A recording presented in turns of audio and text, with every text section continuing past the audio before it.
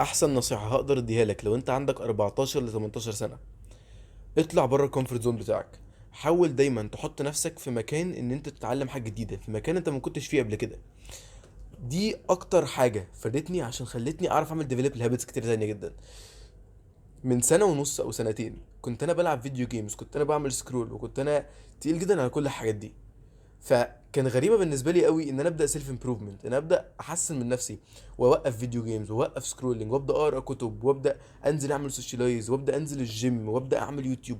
كل الحاجات دي بالنسبه لي كانت جديده عليا، كانت غريبه قوي وكانت صعبه قوي ان انا اعملها واوقف حاجات الوحشه. يعني ان انا اوقف فيديو جيمز، فيديو جيمز دي كانت حاجه كنت بلعبها تقريبا يعني اربع ل 6 ساعات كل يوم. تخيل الاربع ست ساعات دول اتشالوا مره واحده كده.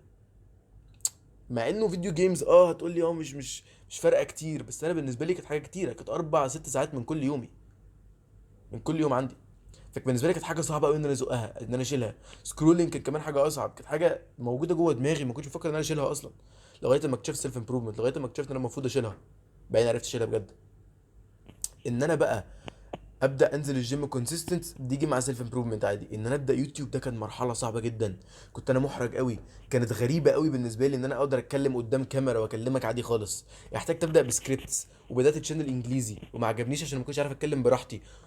مريت كده بشويه حاجات كانت رخمه. يعني انت تخيل انت بص على موبايلك وبتكلمه كأنه واحد صاحبك. الموضوع مش سهل. ممكن بالنسبه لك يبقى سهل بس بيبقى اوكورد قوي في الاول، بتضحك كتير جدا، ما بتعرفش تمسك نفسك، ما بتعرفش تتكلم ازاي، ما بتعرفش تتكلم على ايه اصلا. بس بعد ما تمر بشويه حاجات، تمر بشويه وقت، هتلاحظ انت تبقى زي كده دلوقتي في الستيج اللي هو طبعا لسه في امبروفمنت كبير جدا مستني، بس في امبروفمنت كبير جدا برضه حصل. انا بكلمك من غير اي سكريبت، بكلمك مجرد بالكلام اللي بفكر فيه، مجرد من اللي انا عايز اقوله، كانك واحد صاحبي. فالحاجات دي اتحسنت بالوقت بعد ما انا طلعت من الكومفورت زون بتاعي، بعد ما انا خدت اول خطوه وطلعت بره. الحاجات دي اتحسنت. ان انا اقرا كتب دي كانت حاجه صعبه قوي. انا ما كنتش بعرف امسك كتاب لاكتر من 5 دقايق وافضل اقراه من غير ما اسيبه. كنت دايما امسك كتاب 5 دقايق واروح سايبه، امسك كتاب 5 دقايق واروح سايبه، ما كنتش بعرف امسكه وقت طويل. بالذات لو كان كتاب بيعلمني حاجه، اللي هو كتاب education، مش كتاب متعه وكده، مش كتاب entertainment. كنت مع حرفيا ما بعرفش امسكه 10 دقايق من غير ما اسيبه واحاول العب فيديو جيمز، احاول اعمل سكرول. تخيل انا دلوقتي بقدر اقرا عادي خالص. زي ما بقول لك الهابتس دي كلها بيتعمل لها ديفلوب.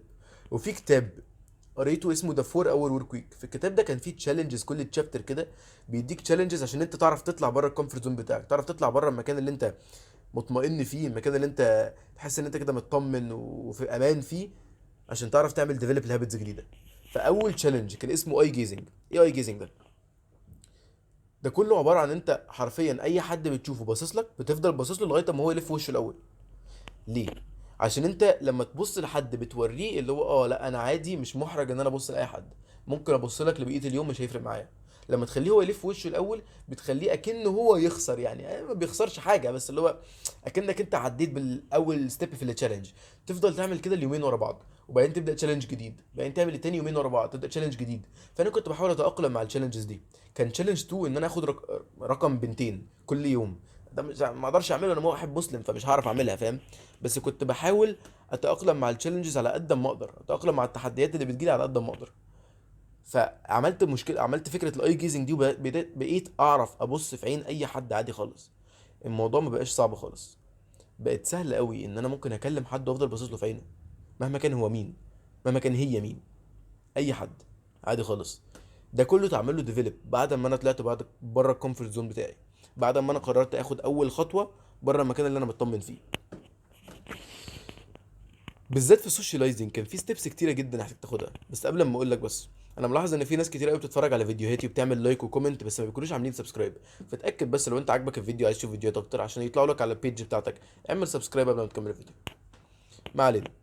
أه...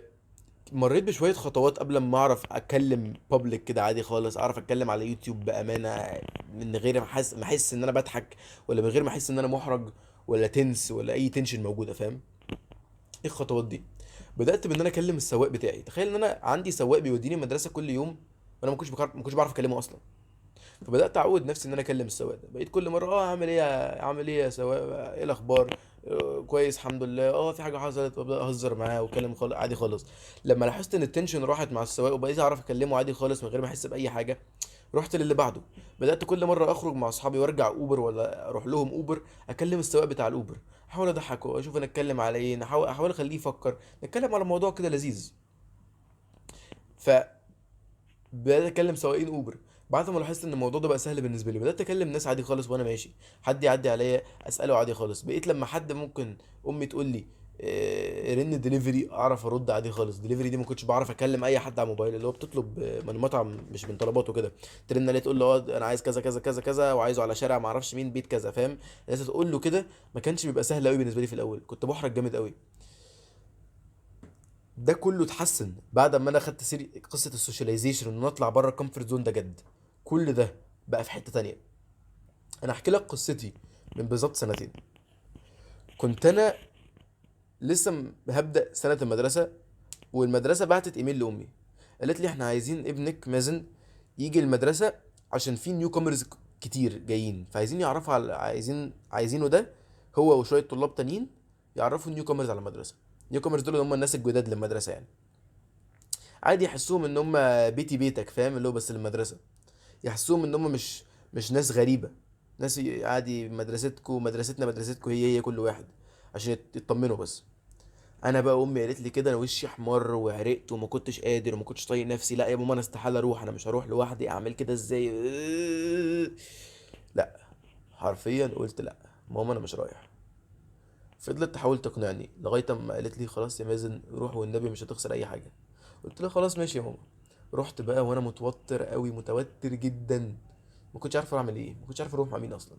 الحمد لله كان واحد صاحبي مروان جاي معايا برضه. فمروان ده كان بيخليني اطمن، هو كان بيعرف يتكلم الناس احسن مني بكتير، كان ما كانش مقتنع بيها بس كان السوشيال سكيلز بتاعته احسن مني بكتير جدا. فكنت اجي على الاقل انا عندي حد اكلمه هناك، ده اللي انا فكرت فيه، على الاقل عندي حد اكلمه هناك. لما جيت اكلم الناس هناك ما كنتش عارف اتكلم خالص، كنت بتكلم اكني تنس، كنت بتكلم اكني اوكورد جدا، ما كانش فيه اي طبيعه في الكلام، ما كنتش عارف اتكلم خالص. وبعدين شويه بشويه على مدار السنتين اللي فاتوا دول، عرفت احسن السوشيال سكيلز. دلوقتي انا ممكن اعمل بريزنت قدام الفصل عادي خالص.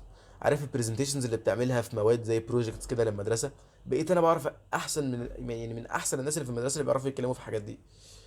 وصلت الليفل تاني خالص، وبقيت اعرف اكلمك على يوتيوب من غير اي سكريبت. الموضوع ده ما كانش سهل في الاول، تخيل تبص على كاميرا وتكلمه كأنه واحد صاحبك، انت عارف ان الموضوع مش سهل. فوصلت بالتدريج، بس كل حاجه جت تدريجي. كل حاجه جت تدريجي، بس كنت لازم اطلع بره الكومفورت زون. عمل ديفلوب لهابتس كويسه جدا، وعرف يشيل هابتس وحشه جدا. وده كله ادى ان انا ابقى الشخص اللي ببص عليه دلوقتي واقول لا، الشخص ده اتحسن جامد عشان طلع بره الكومفورت زون بتاعه. فانا بقول لك هو من احسن الحاجات اللي ممكن تعملها في حياتك ان انت بجد تطلع بره الكومفورت زون. مش في حاجه واحده بس، مش في السوشيال بس، في كل حاجه في حياتك. حاول تطلع بره الطبيعه بتاعتك، هتكتشف حاجات عن نفسك انت ما كنتش تعرفها اصلا، ممكن حاجات تعجبك اكتر. بس انا بقول لك مليون في المية تتحسن، مليون في المية تلاقي نفسك في حته تانيه. لو عجبك الفيديو عايز تشوف حاجات اكتر من كده، عايز تشوف توبكس اكتر، عايز تدرس الموضوع ده بديتيلز اكتر، بحاجات اكتر، انا عندي كوميونتي اسمها سوشيال ميديا اوف بوزيتيفيتي. كل مره تقول لي انت محتاج كورس في الكوميونتي، كل مره تقول لي انت محتاج فيديو بالذات ليك انت، اعرف اعمله لك. عشان انت مش هتكون بتقول لي اعمل لي فيديو كده وخلاص، انا هكون بعمل فيديو مخصوص عشانك انت، في التوبيك اللي انت محتاجه، في الحته اللي انت محتاجها بالظبط. والفيديو ده مش هيفيدك انت بس، هيفيدك انت والناس التانية اللي داخله معاك الكوميونتي، عشان كلهم بيفكروا بنفس طريقتك. لو كلهم عجبهم طريقه كلامي ودخلوا الكوميونتي، يبقى كلهم عندهم نفس تفكيرك، فكلهم هيعجبهم الفيديو. فانت مش بس هتفيد نفسك لما تخش الكوميونتي، هتفيد نفسك وهتفيدني انا وهتفيد الناس التانية اللي جوه. والكوميونتي دي بالظبط ليك انت. انا جه في حظي ان انا وانا بفتح يوتيوب وانا بفتح البيزنس اللي انا بحلم بيه، وانا بدات سيلف امبروفمنت، كان عندي اصحاب معايا، كان عندي شويه اتنين من اصحابي معايا ماشيين في نفس الطريق اللي انا ماشي فيه. انت ممكن ما يكونش عندك الشخص ده، ممكن تكون انت خايف ومتوتر ان انت تبدا عشان تبدا لوحدك. فالكوميونتي دي عشانك انت، عشان انت تلاقي شخص معاك يقدر يتكلم، تلاقي شخص معاك تقدر تكلمه في اي حاجه انت محتاجها، الشخص ده اللي يقف معاك. فلو عجبتك فكره سيلف امبروفمنت وعايز تتدبر فيها اكتر وتتثقف فيها اكتر، الكوميونتي دي ليك انت. دايما افتكر، امشي في الطريق اللي ناس كتيره ما بتمشيش فيه، عشان تكتشف حاجات ناس كتيره ما بتكتشفهاش. دايما افتكر، افضل مبسوط، واشوفك الفيديو الجاي.